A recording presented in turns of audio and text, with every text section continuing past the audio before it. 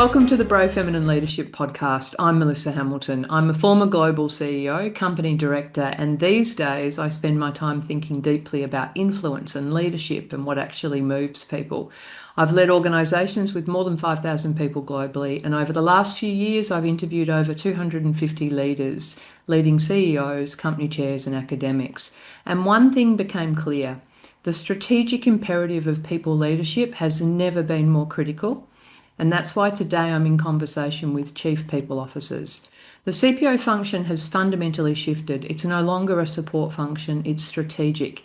And these leaders sit at the centre of leadership, culture and long-term performance with a unique view of how executives are shaped over time. So today I'm curious about Anu Villarosa's journey, about the moments that shaped how she leads and what she's navigating right now as she helps build an organisation fit for what's coming next. Anu, welcome to the podcast. Thank you for having me. I'm very excited to be here. Brilliant. Let me share your bio briefly for people who haven't had the pleasure of meeting you before. So, Anu is currently Chief People Officer at a leading law firm, but her path is anything but conventional. She began her career as a lawyer, has held executive roles across multiple industries, and built a coaching practice grounded in neuroscience, NLP, and psychometric profiling that supported both professional athletes and senior executives. Her journey from competitive hockey to the boardroom reflects a lifelong commitment to growth, reinvention, and performance at the highest level. Anu, I'm so curious. Who are you as a human being? So take us back to how you found your way into this role, and are there parts of the journey that make sense now that maybe didn't at the time? Yeah, well, I mean, I think thank you so much, Melissa. I think, some of that's linked and you said you're curious. Well, I would say I'm a leading curious human being, very passionate, very energetic. And, what gets me out of bed is really helping others achieve success in whatever way that looks like for them. So it could be a small change or a big change. And that spans sort of organizations and individuals, whether they're coaching or team members. So I'd say I'm very much sort of fun and friendly and outgoing, but at the same time, I've got, enormous grit and determination.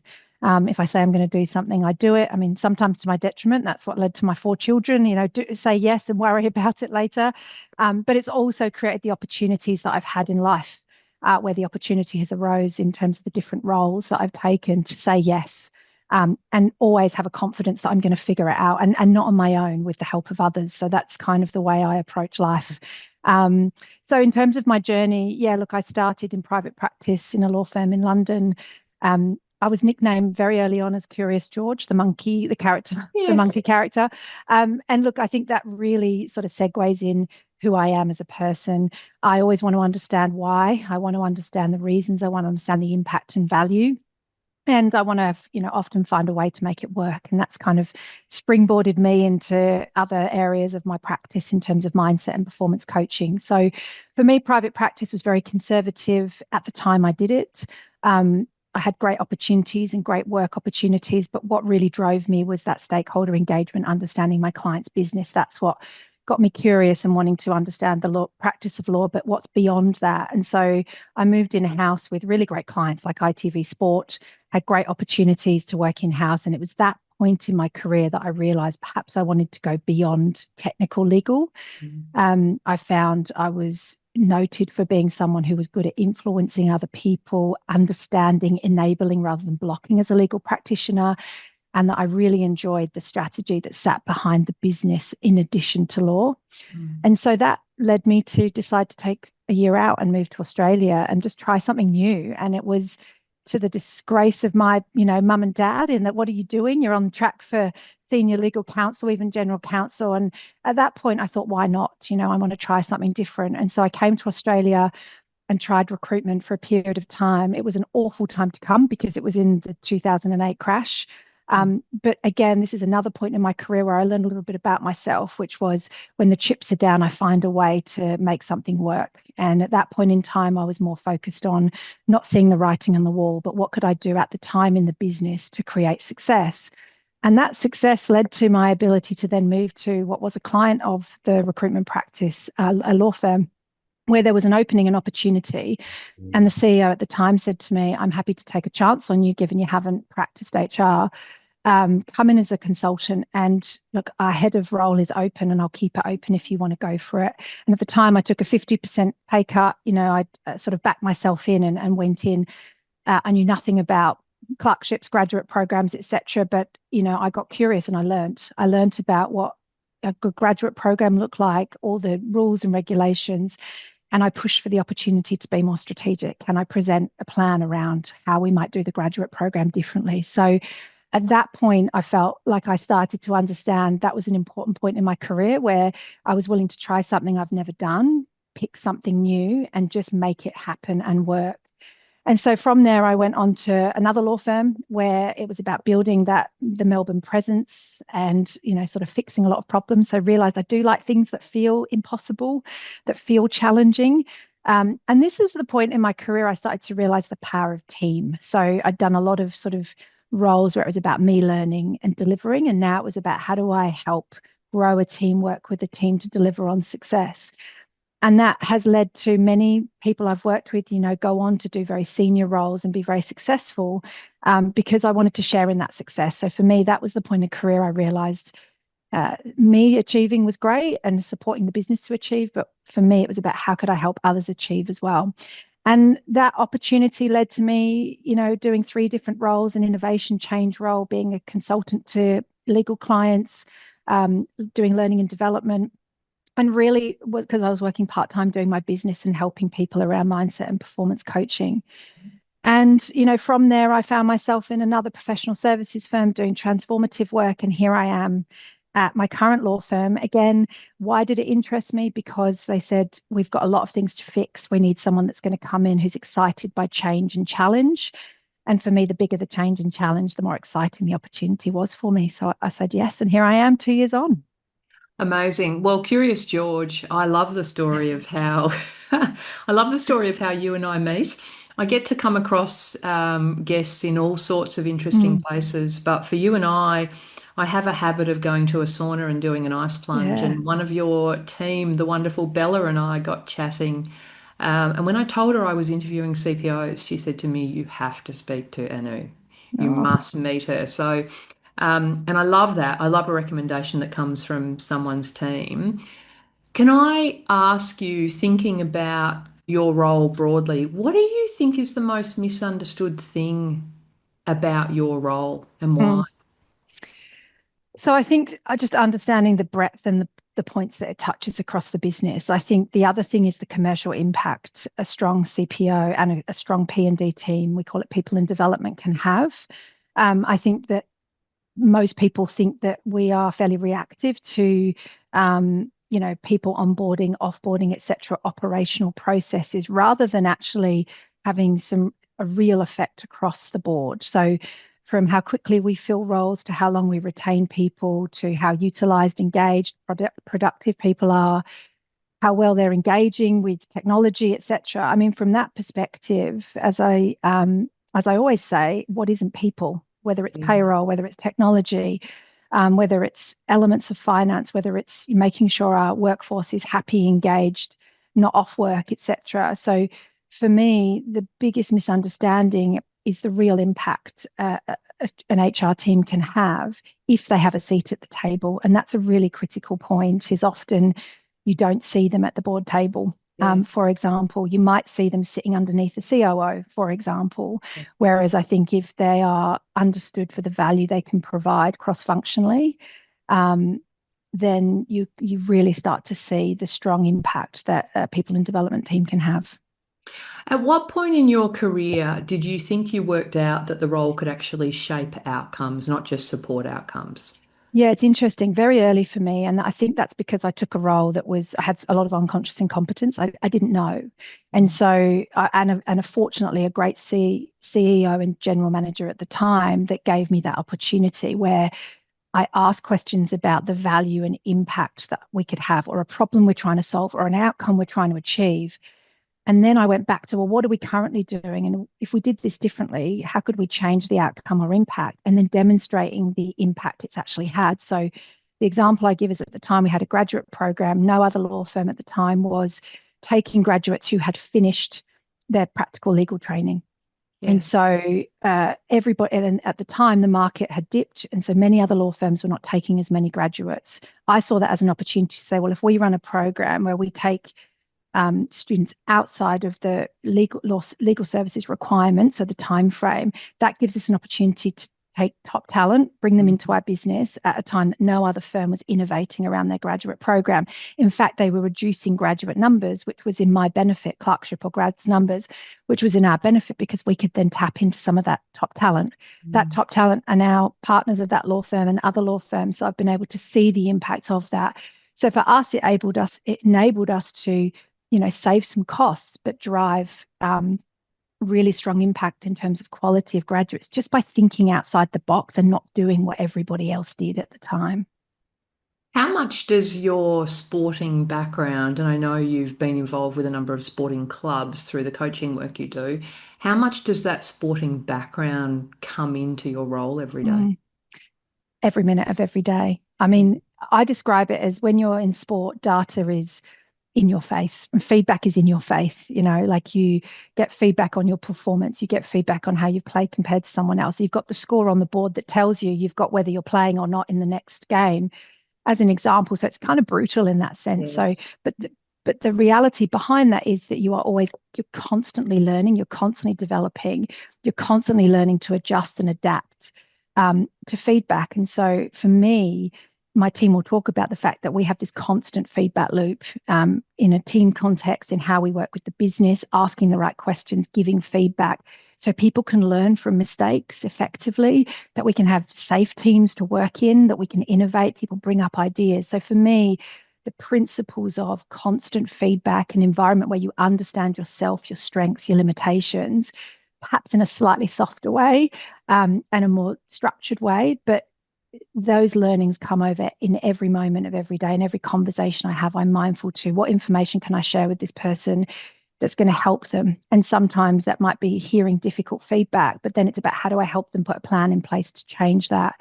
So every minute of every day is probably the best answer. So interesting that you brought feedback up. One of the things we do is a community series where we Mm, spotlight incredible leaders in our community. And we were speaking recently to a really talented national marketing manager who is South African by background. And so mm, she was sharing a story about in South Africa, and this can be good or bad, but they have a reputation for being quite direct. And so yeah. she said in South Africa, she understood when someone was giving her feedback clearly because it was quite straightforward. I imagine like a sporting environment. Mm, When she came here, her observation, and I agree with it, is people are not comfortable giving or receiving mm, feedback, mm, and therefore it gets watered down. It's not mm, clear, and people don't know that there's actually something wrong that yeah. that they need to change or improve. How do you influence it? I know you can influence it through your Mm, team, but more broadly in your role, how do you yeah. influence that sort of feedback culture through a law firm? Yeah, it's really interesting. I mean, I think it starts with your mindset around it. So for most people, giving feedback is about their experience of receiving feedback. So if you say to Yes. someone, how and when have you received feedback? How did that make you feel? And so it's helping people first understand what triggers them about giving feedback. We also roll out psychometric tools, behavioral profiling, to help people understand, is this something I have a natural propensity to do, or is it something I shy away from? And what's the underlying fear? So I start from that place in terms of giving and receiving feedback, and then trying to work on new thought patterns around, okay, well, if you didn't give that feedback and that person, scenario based, went to put a promotion in, how would you feel if they heard that for the first time and it wasn't from you? How would you feel if they heard that feedback at the water cooler and not from you? So it's really just trying to help people think about A, what triggers them, B, where's their fear coming from or not coming from if they like giving feedback, and what's the consequence if they don't hear it from you.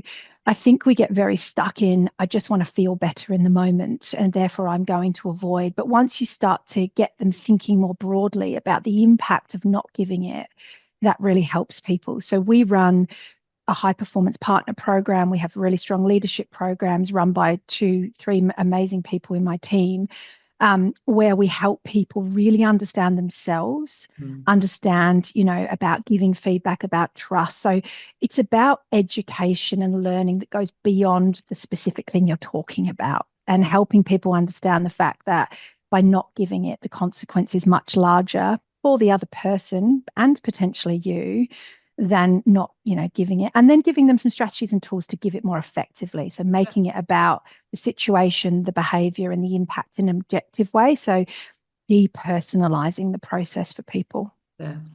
I also love to help people with a mindset that it's kind. It's actually Mm, kind to yeah, give people feedback. Because, as you say, you can't change anything if you don't know about it. no. So, great. You and I could go on about that conversation for a very long time. Too, as the CPO, what are the sort of relationships you think you need to succeed Mm. organisationally? So I think it's at every level. And the reason I say that is because there's a really fine tension between working for the board and the leadership and the partners and having the trust of the employees. So I actually think it's a really tricky relationship. Yeah. And where do you spend your time? And my view is I strategically spend it in lots of different places. So yesterday I had coffee with two. We have a latte link up program, which I always make myself available for, where we meet with anyone in the business at different levels. So for me, my goal is, talk to 5 employees each week. I might learn something I didn't know, and that's my sort of idea. My team, I obviously spend time with my team members, individually, group wise, in terms of management, and broader than that, entire team in terms of stand ups. Um, the executive team critical in terms of building relationship, understanding their strategies and plans and how do they integrate, making sure we're aligned on our thinking in terms of timing of projects, reasons, etc. And then the board obviously are very critical because we're reporting to them on a regular basis, and them appreciating, understanding, and supporting initiatives and ensuring we're meeting our governance requirements from a risk and compliance perspective is critical. They need to have faith and belief in the work that we're doing. They need to feel that we're a trusted advisor to those different areas, and really that sort of people like us and respect us in the sense of employees will come to us when they need to, partners will come to us when they need to, and that they come to us for strategic advice, and they see us as a trusted advisor. So there is not one person that's potentially more important than the other because they all play a critical role. Mm. How do you keep yourself relevant? I mean, when I think about, goodness, you and I are sitting here in the middle of a pretty significant conflict right now that's on Yeah. everyone's minds, and fuel prices and all sorts of things. But the pace of change is so constant now Mm. and it's not going away. How do you keep yourself relevant across all of the things that you need to focus on to Mm. prepare the organisation for today and the future? Yeah, I think it's about variety. So for me, I like to read. I have Blinkist on my phone. I have different articles on my phone that I read regularly. I've got networking groups that I attend. So CPO, other CPOs in law firms, other HR professionals. I also encourage my team to share learning. So we have our team stand up. We had someone, our learning and development manager, do one yesterday on structured thinking. We might have a team member talk about something very different. So I try and leverage learning opportunities from people in my team. But for me, it's about learning, it's about talking, it's about sharing, it's about asking questions, hearing from other people, attending conferences, etc. And just making sure that the sources I'm getting that from are multifaceted so I can keep abreast of things. My children teach me a lot. I get their perspective of things. So I think it's just about having a learning mindset, being deliberate about learning and not just leaving it to chance, making sure that your sources are valid and reliable as best you can, and not being afraid to learn from sources you wouldn't have thought of before. Mm. Let's talk AI. Mm, So I mean, everywhere AI is, potentially disruptive. I hear CEOs talking about when do they see a return from it, all sorts of things going on. Broadly speaking, there's big question marks about people's future and those sorts of things. How close are you to the strategy? And I guess what would you share about your thinking about it right now? yeah, it's a great question, and one that I think CPOs are getting asked more and more, to be honest. So in terms of, how close are we are to the strategy, I mean, people is critical in any form of technological enablement. And that's because, people are at the heart of that. So the technology is fine, but if you put the people working with the technology and they're not using it, they're not engaged, they're not more productive, they don't understand the direction of the firm or the purpose of what they're doing, the permissions they're working with, the consequences if they're not working within those permissions. I mean, I'm talking about things that are all sit within HR. So it's so critical to be really close to what's going on in the AI world. From my perspective, when you are involved, it means that you can be experimental in a transformative way. And what does that mean? It means that you are purposefully playing with technology, where you've got clear comm strategy, change strategy, operational constraints in place so that the people feel like they're working towards something collectively and they're motivated to do that. They've got reward to do it. So it might be they're getting a voucher if they, or billable relief, that they feel open to share their feedback, the things that they made mistakes on and otherwise. And that allows the firm, in my mind, to move towards transformative rather than being operational, where you put the tech in and you basically let's see what happens. Yes. So I'd say the firm I'm currently working in have done a really good job at not jumping at, the new thing that everybody's doing. And that talks to the heart and our DNA here. But thinking about, okay, well, when we pilot, let's do this in a way that's very strategic. Let's think about how do we bring technology? How do we bring subject matter expertise, meaning lawyers, into the fold? How do we bring people into the fold? And how do we start thinking about the skills of the future and what's going to be needed from our people? Because there's almost an immediate need of policies, engagement, productivity, outputs. How do I balance this role design, etc.? But in the future, those roles might look incredibly different. The org structures might look completely different. And so we need to think about and the skills of the future. And in my mind, you need an 18-month lead in on those things. So if organizations and people are not thinking about those things now, they're going to find themselves in what I call the operational loop, which is we've put it in, we've got a problem. How do we fix the problem? Which is very reactionary rather than Yes. proactive. So my view is my firm is smart in the sense of, thinking about this carefully. The CEO has been great about that. I see a lot of firms not doing that and a lot of organizations not doing it. I think we've got to think about what are we trying to do today? What are we doing in 6 months? What are we doing in 12 months? And are our people ready for that? Because without the people, the technology means nothing. Yeah. And so, yeah, I'm very close to it in that sense. It makes me think of exec to the future and how you're preparing for it. And I've just picked an arbitrary figure in these conversations of 2040. Mm, It's actually not really that far away now. no. But what do you think, what capability do you think is going to clearly separate effective execs? It's a great question. And in fact, I did a keynote on this and I thought a lot about it, when I was doing it. For me, there's three main core areas. The first one is self-awareness. And when I say self-awareness, I mean internal and external self-awareness. So knowing yourself, but knowing the impact you have on others. And there's congruency between the two. So, if I said to you about myself, but you go and ask Bella, there should be alignment in terms of how I see myself and the impact of my behavior and how she does. Self-regulation is a part of that. And I mean, understanding the impact of your own regulation on others. And that leans me also towards this idea of vulnerability. So, vulnerability for me is a big thing that people need to have, do, and do well. And to do it well, I think you have to have great self awareness. So they're interlinked, but you also need to do it in a way that is strategic at the same time. And it's really hard to get that balance. So I make adjustment, but not too much. So I'm seen as disingenuous. I'm Yes. vulnerable enough in the right context. I'm not oversharing. I'm not overly doing things, but I'm not underdoing it because then you see others change around you. So the ability to understand and be courageous from a vulnerability standpoint. And the last one for me is mindset awareness and development because mindset drives our behavior and actions more than we think. And if we don't have an awareness of what we default to from a mindset perspective and have the ability to sort of hack that mindset in the moment and build new neuro pathways so that when we are under pressure unconsciously, we can make different decisions in the moment, which also affects how well our self awareness and self regulation is.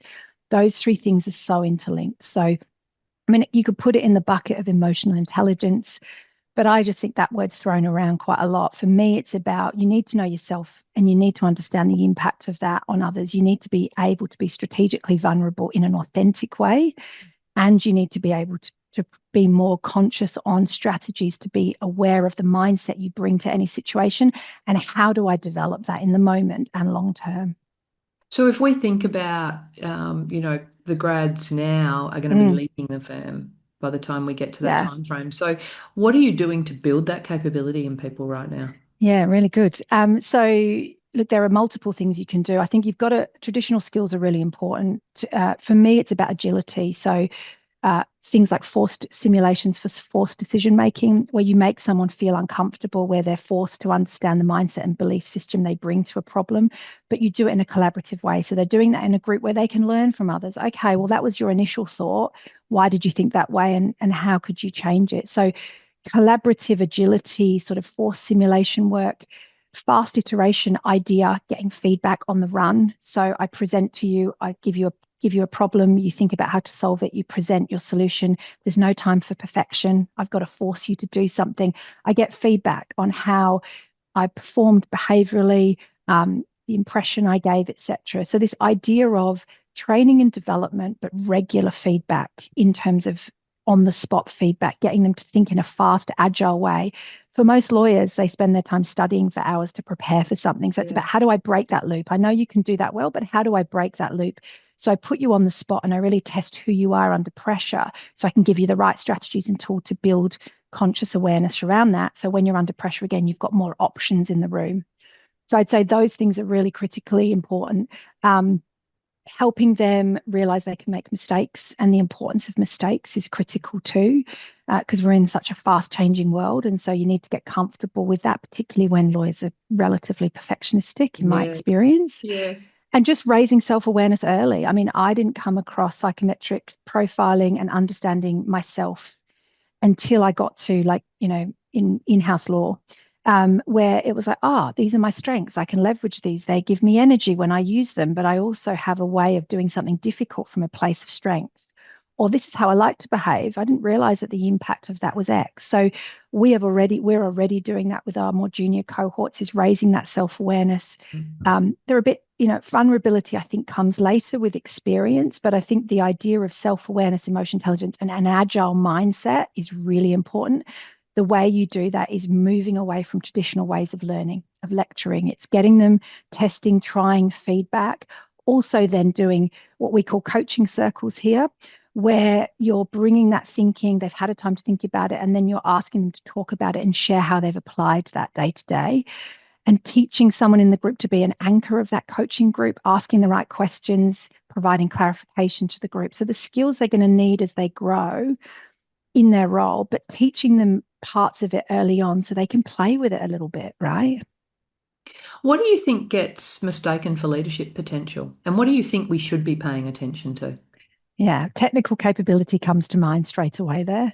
I think particularly in the area I'm in, but even in other professions as well, if you're good at your craft, if you're great at drafting contracts, if you're good at negotiating, if clients like you, then you must be a great leader because you've led a client interaction or you've led a project.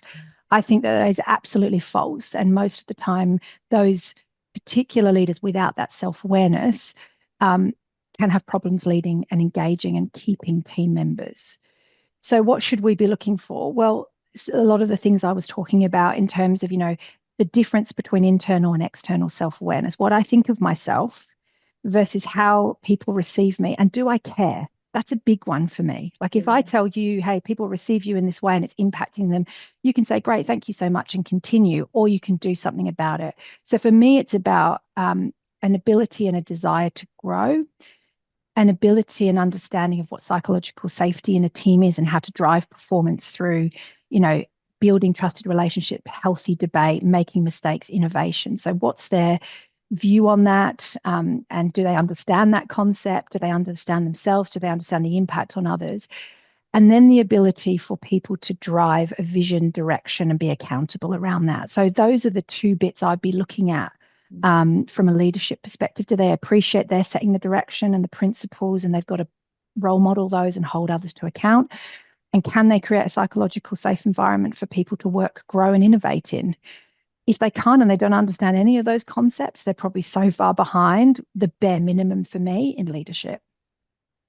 So I'm thrilled to see that we're starting to see CPOs in contention for CEO roles. Mm. Not in big numbers yet. And I guess the traditional paths have been Chief Operating Officer or CFO. Tell me your thoughts about CPOs stepping into CEO roles. Should we see more of it? Well, I mean, I'd love to see more of it, obviously. I mean, I've seen someone I know, I think she's fabulous. She's moved from a CPO role recently in a law firm to CEO, so non-legal background, but has come through the CPO track.